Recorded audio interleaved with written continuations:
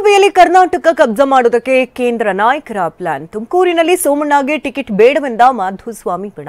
ಇನ್ನು ಚಿಕ್ಕಬಳ್ಳಾಪುರ ಟಿಕೆಟ್ಗಾಗಿ S R Vishwanath, D Sudhakar fight. ಇದೆಲ್ಲವನ್ನೂ ನೋಡೋಣ ಪ್ರಮುಖ ಸುದ್ದಿ ನ್ಯೂಸ್ ಟಾಪ್ 9 ನಲ್ಲಿ. ಲೋಕಸಭೆ ಚುನಾವಣೆಯಲ್ಲಿ ಹ್ಯಾಟ್ರಿಕ್ ಗೆಲುವಿಗೆ ಬಿಜೆಪಿ ಪಣ ತೊಟ್ಟಿದೆ. ಕಳೆದ ಬಾರಿ ಕರ್ನಾಟಕದಲ್ಲಿ ಅತಿ ಹೆಚ್ಚು ಸ್ಥಾನ ಗೆದ್ದಿರುವ ರಾಜ್ಯ ಬಿಜೆಪಿಯನ್ನ ಹುರಿದುಂಬಿಸುವುದಕ್ಕೆ ಚುನಾವಣಾ ಚಾಣಕ್ಯ ಅಮಿತ್ ಶಾ ಎಂಟ್ರಿ ಕೊಟ್ಟಿದ್ದಾರೆ.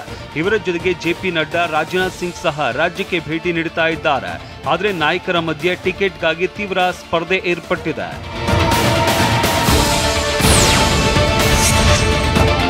ತುಮಕೂರು ಲೋಕಸಭೆ ಟಿಕೆಟ್ಗಾಗಿ ಮಾಜಿ ಸಚಿವರ ಮಧ್ಯೆ ಬಿಗ್ ಫೈಟ್ ಶುರುವಾಗಿದೆ. ಸ್ಪರ್ಧೆಗೆ ಇಳಿಯೋದಕ್ಕೆ ವಿ ಸೋಮಣ್ಣ ಈಗಾಗಲೇ ರೌಂಡ್ಸ್ ಹಾಕ್ತಾ ಇದ್ದಾರೆ.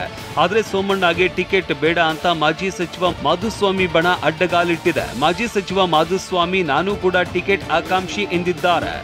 ನನಗೆ ಸಿಗಬಹುದು, ನಾನು ಯಾತ್ರಲ್ಲಿ ಅನ್ಫಿಟ್ ಅಂತ ಯೋಚನೆ ಮಾಡ್ತಾ ಇದ್ದೀನಿ ಅಷ್ಟೇ.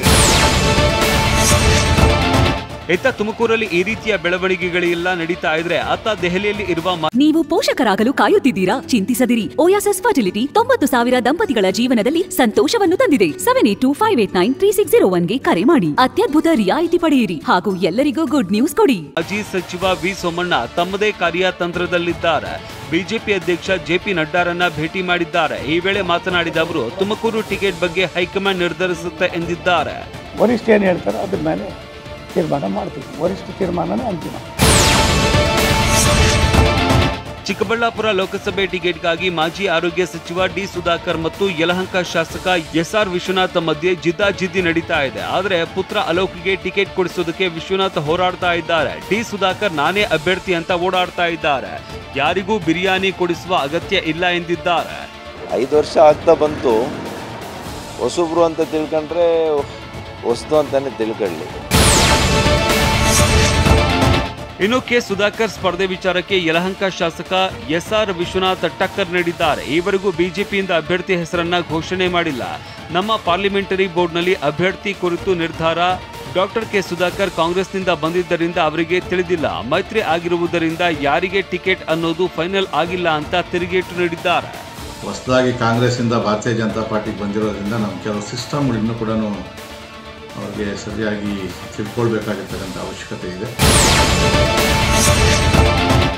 ಇತ್ತ ಮಾಜಿ ಸಿಎಂ ಬಿಎಸ್ ಯಡಿಯೂರಪ್ಪ ಅವರ ನಿವಾಸ ಮತ್ತೊಮ್ಮೆ ಪವರ್ ಸೆಂಟರ್ ಆಗಿ ಬದಲಾಗಿದೆ. ನಿನ್ನೆ ಧವಳಗಿರಿ ನಿವಾಸಕ್ಕೆ ಹಲವು ನಾಯಕರು ಲಗ್ಗೆ ಹಾಕಿದ್ದಾರೆ. ಮಾಜಿ ಸಿಎಂ ಜಗದೀಶ್ ಶೆಟ್ಟರ್ ಮತ್ತು ಮಾಜಿ ಡಿಸಿಎಂ ಕೆಎಸ್ ಈಶ್ವರಪ್ಪ ಸಹ ಯಡಿಯೂರಪ್ಪ ಅವರ ನಿವಾಸಕ್ಕೆ ಬಂದಿದ್ರು. ಪುತ್ರ ಕೆಇ ಕಾಂತೇಶ್ಗೆ ಹಾವೇರಿ ಕ್ಷೇತ್ರ ಟಿಕೆಟ್ಗಾಗಿ ಈಶ್ವರಪ್ಪ ಪ್ರಯತ್ನಿಸಿದ್ರೆ, ಮತ್ತೊಂದೆಡೆ ಮರಳಿ ಬಿಜೆಪಿ ಸೇರ್ಪಡೆಯಾಗಿರುವ ಶೆಟ್ಟರ ಹೆಸರು ಕೂಡ ಹಾವೇರಿ ಕ್ಷೇತ್ರಕ್ಕೆ ಕೇಳಿ ಬರ್ತಾ ಇದೆ.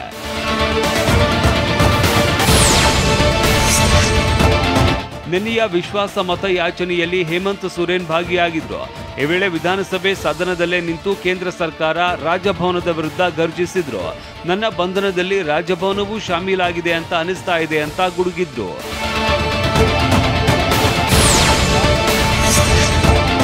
ಈ ಹಿಂದೆ ಡಾಕ್ಟರ್ ಬಿಆರ್ ಅಂಬೇಡ್ಕರ್ ಅವರು ಸಮಾಜದಿಂದ ದೂರ ಉಳಿದು ಅವಮಾನ ಎದುರಿಸಬೇಕಾಯಿತು. ಅದೇ ರೀತಿ ಆದಿವಾಸಿಗಳು, ದಲಿತರು ಮುಂದಿನ ದಿನಗಳಲ್ಲಿ ಎದುರಿಸಬೇಕಾಗಬಹುದು. ಇವರಿಗೆ ನಾಚಿಕೆ ಇಲ್ಲದೆ ಹೇಳ್ತಾರೆ, ಇವರು ಕಾಡಿನಲ್ಲಿ ಇದ್ರು, ಕಾಡಿನಲ್ಲೇ ಇರಬೇಕು ಅಂತ.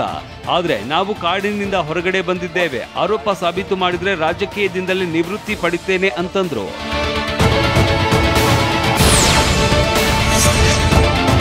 ನಿನ್ನೆ ನಡೆದ ವಿಶ್ವಾಸಮತ ಯಾಚನೆ ಗೆದ್ದ ಜಾರ್ಖಂಡ್ನ ನೂತನ ಸಿಎಂ ಚಂಪೈ ಸೊರೇನ್ ಕೂಡ ಕೇಂದ್ರ ಸರ್ಕಾರದ ವಿರುದ್ಧ ಹರಿಹಾಯ್ದಿದ್ದಾರೆ.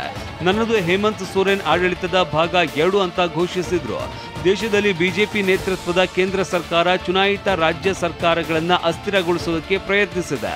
ಅದಕ್ಕಾಗಿ ಕೇಂದ್ರೀಯ ಸಂಸ್ಥೆಗಳನ್ನ ದುರ್ಬಳಕೆ ಮಾಡ್ತಾ ಇದೆ. ಆದಿವಾಸಿ, ದಲಿತ, ಮೂಲ ನಿವಾಸಿಗಳು ಸರ್ಕಾರ ನಡೆಸೋದು ಇವರಿಗೆ ಇಷ್ಟ ಇಲ್ಲ ಅಂತ ಚಂಪೈ ಸೊರೇನ್ ಕಿಡಿಕಾರಿದ್ದಾರೆ.